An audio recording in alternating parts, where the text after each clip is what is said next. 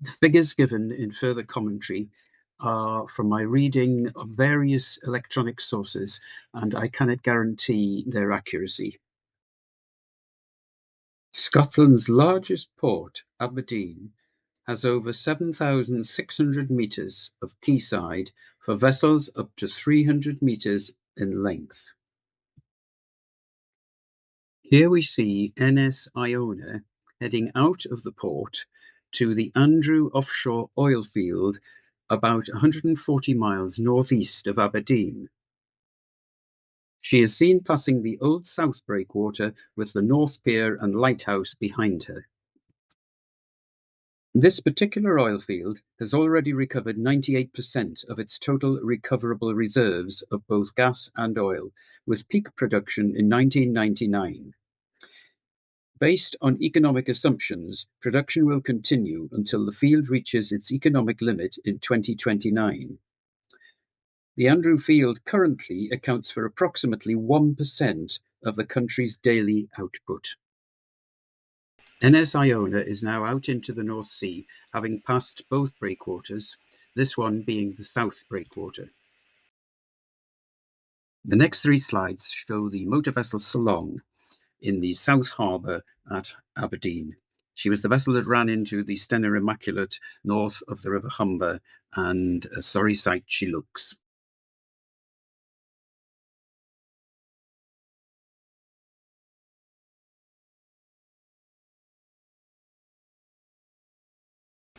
We now see the ro-ro cargo vessel Hildesay leaving Aberdeen for Kirkwall in the Orkney Islands.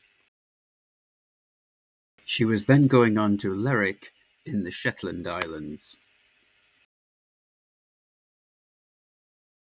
She was built in 1999 with a length of 122 metres by 19.8 metres. With a gross tonnage of 7606, she has a deadweight of 5656 tonnes. She was due to arrive in Kirkwall at about 24 minutes past midnight on the 10th of April, and then again at Lerwick at 8:50 in the morning, UTC +1.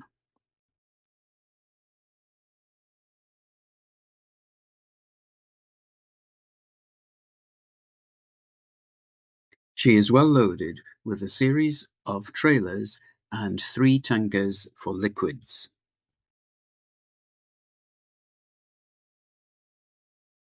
Judging by her recent ports of call, this seems to be her regular route, taking major supplies to the outer islands of the Orkneys and Shetlands.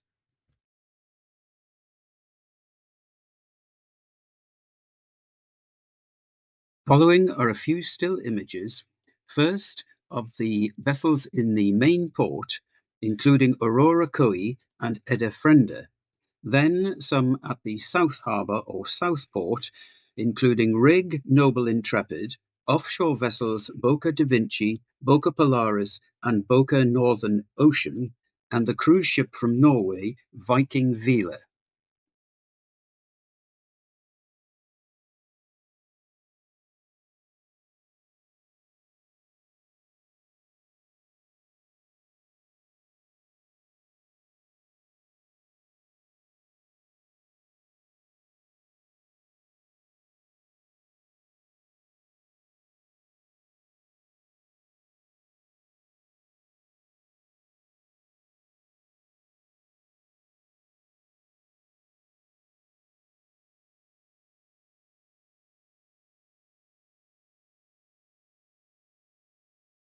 Here we see the original leading lights for Aberdeen Port, dating from 1842.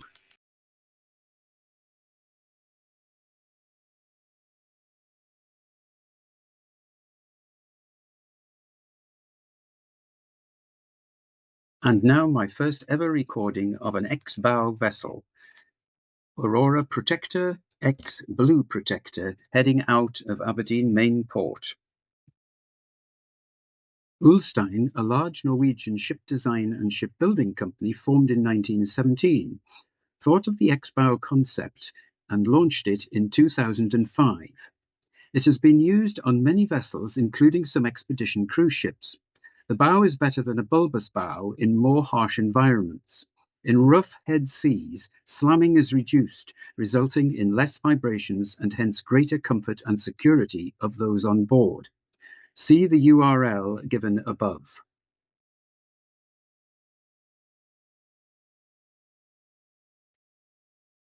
The Aberdeen Harbour pilot vessel Sea Haven is seen here following Aurora Protector out of the harbour to disembark the pilot in due course.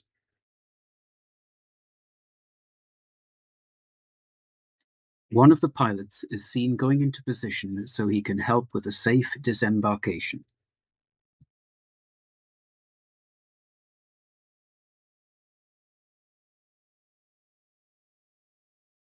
Sea Haven returns with the pilot no doubt safely on board.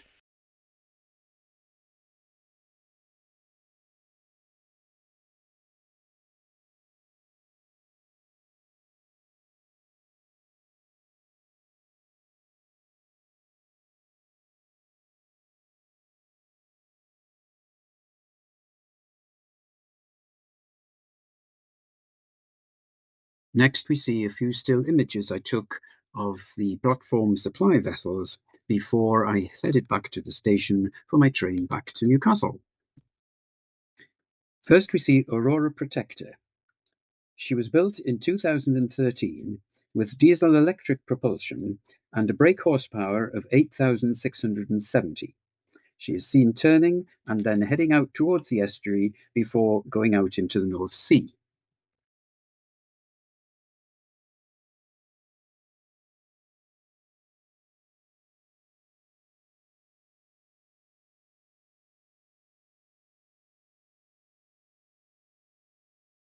And finally, we see Aurora Coe moored alongside.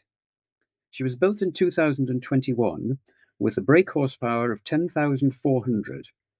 She has diesel-electric propulsion again, but this time dual fuel using either liquid natural gas or battery.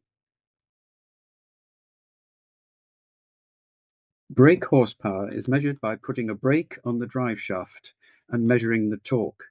The power produced equals the torque times the angular velocity. BHP is very high for these vessels so that they can operate in the harsh conditions found in the North Sea and throughout the oceans of our world.